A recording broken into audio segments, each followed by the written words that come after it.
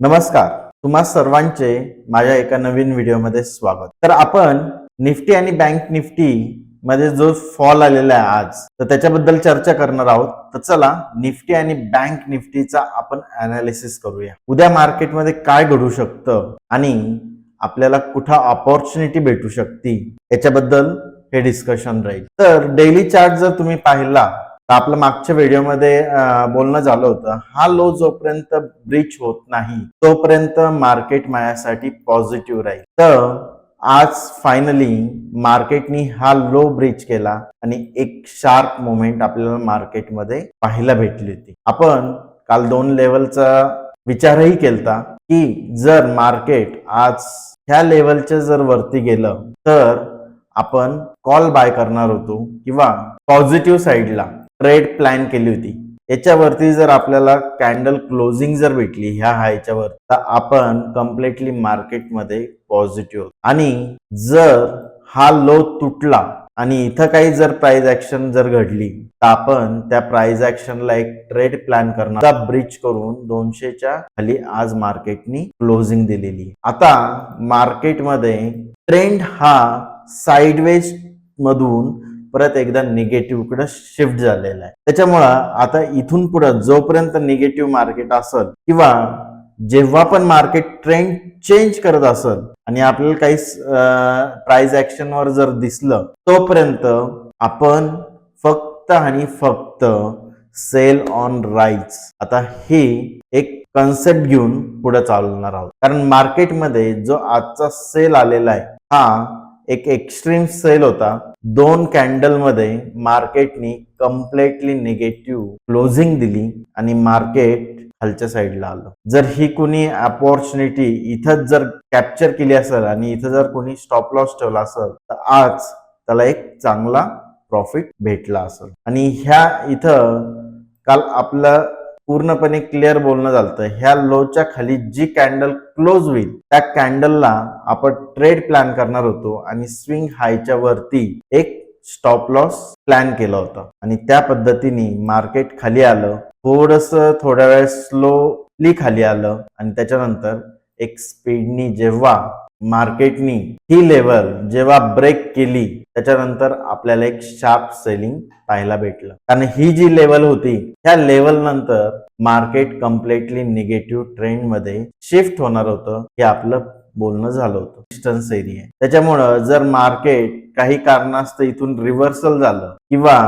वरती जर आलं तर ह्या लेवल्स वर आपण सेलिंगचा विचार करणार आहोत. ह्या लेवल्स वर मार्केट आल्यानंतर आपल्या ह्या लेवल्स वरून किंवा ह्या खालच्या लेवल्स वरून रिव्हर्सल व्हायचा प्रयत्न करू शकतो. त्याच्यामुळं रिसेंट चार्ट वर जो काही चार्ट आपल्याला दिसतोय ह्या एरियामध्ये आपल्याकडं कोणत्याही प्रकारचा सपोर्ट एरिया किंवा चांगला जो सपोर्ट म्हणतो तो आपल्याकडे नाहीये. त्याच्यामुळं जे काही ट्रेड आपल्याला इथून पुढे भेटतील कंटिन्युएशन मध्ये जर ट्रेड आपल्याला भेटली किंवा एक रिट्रेसमेंट झाली परत एकदा ट्रेड जर भेटला आपण कंटिन्युएशन मध्ये ट्रेड प्लॅन करणार आहोत. जोपर्यंत ह्या लेवलला सपोर्ट किंवा ह्या लेवलला मार्केट सपोर्ट फाइंड आउट करत नाही आणि काही रिव्हर्सल होत नाही तोपर्यंत आपण निफ्टीमध्ये कम्प्लिटली बेरिश राहणार आहोत. कारण हे लो इलेक्शन नंतर परत कधीच टेस्ट झालेला नाही. साधारणतः जर पाहायला गेला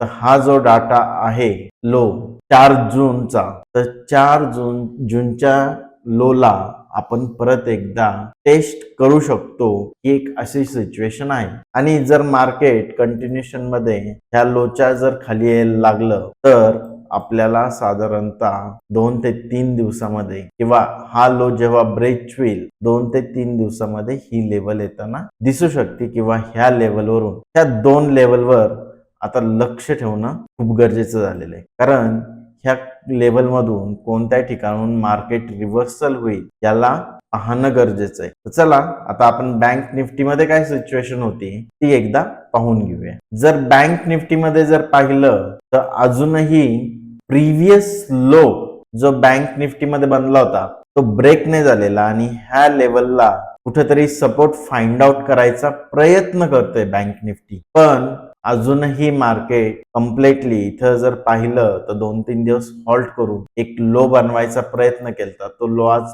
ब्रीच झाला. मार्केटने इथून काही रिव्हर्सल दिलं नाही तर ते अपोजिट डायरेक्शनला खाली आलं. त्याच्यामुळं बँक निफ्टी ही नेगेटिव्ह ट्रेड मध्ये आता कन्वर्ट झालेली आहे. कालपर्यंत आपल्याला हा जो सिनारिओ आहे, मार्केट तर खाली येत आहे पण ऍट द एंड वरती जाऊन क्लोज होत आहे किंवा प्रिव्हियस लोच्या आसपास जाऊन क्लोज होत होतं. त्याच्यामुळं क्लिअरिटी येत नव्हती की मार्केटला आता करायचं काय. जर आता तुम्ही ट्रेंडच्या ह्याच्यावर जर आला तर तुम्हाला इथं क्लिअरली दिसल की कालपर्यंत मार्केट खाली तर येत होतं पण ऍट द एंड रिव्हर्सल व्हायचं. डेच्या सुरुवातीला परत खाली यायचं, परत एकदा रिव्हर्सल व्हायचं, परत खाली यायचं, परत रिव्हर्सल होऊन क्लोज व्हायचं. आणि कालही मार्केट खाली आलं पण एक रिव्हर्सल देऊन क्लोज झालं. पण आज हा लो जेव्हा बँक निफ्टीने ब्रेक केला त्याच्यानंतर रिव्हर्सल आपल्याला पाहायला भेटला नाही आणि परत एकदा बँक निफ्टी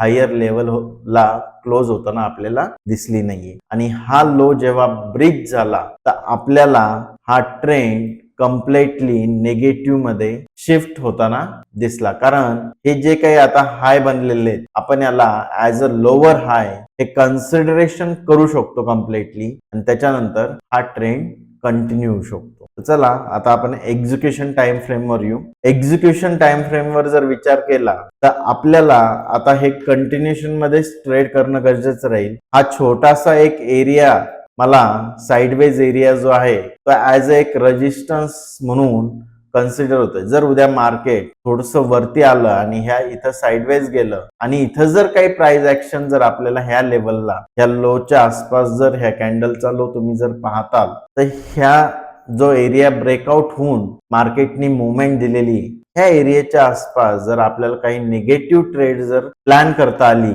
ह्या एरियाच्या आसपास तर आपल्याला इथे एक प्लॅन होऊ शकतो. आयदर मार्केट जर कंटिन्युएशन मध्ये खाली येत असेल हा लो तोडून तर आपल्याला अजून एक मोठी ट्रेड बँक निफ्टी मध्ये भेटू शकते. जो पहिला टार्गेट हे एक लो तुम्ही ठेवू शकता आणि दुसरं टार्गेट 48,300च्या आसपास तुम्ही कन्सिडर करू शकता. त्याच्यामुळं आता दोन्ही निफ्टी आणि बँक निफ्टी मध्ये निगेटिव्ह झालेलं आहे मार्केट इंट्राडे साठी. आणि आपल्याला नेक्स्ट वीक मध्ये आपण जो अनालिसिस करू सॅटर्डेला किंवा फ्रायडेला तर त्याच्यामध्ये आपण वीकली पण अनालिसिस करू की त्याच्यामध्येही आपला जो साइडवेज ट्रेंड होता तो डाऊन ट्रेंड मध्ये शिफ्ट झालाय का नाही. तर त्याच्यामुळं हा जो फर्स्ट टार्गेट असेल तर तुम्ही हा लो फर्स्ट टार्गेट ठेवू शकता आणि सेकंड टार्गेट हा जो काही रेजिस्टन्स एरिया आहे लास्ट टाइम जिथून मार्केट वरती गेलतं त्या एरियाला तुम्ही एक सेकंड टार्गेट म्हणून अज्युम करू शकता. तर तुम्हाला हा व्हिडिओ कसा वाटला हे कमेंट करून नक्की सांगा आणि चॅनलला सबस्क्राईब करायला विसरू नका. धन्यवाद.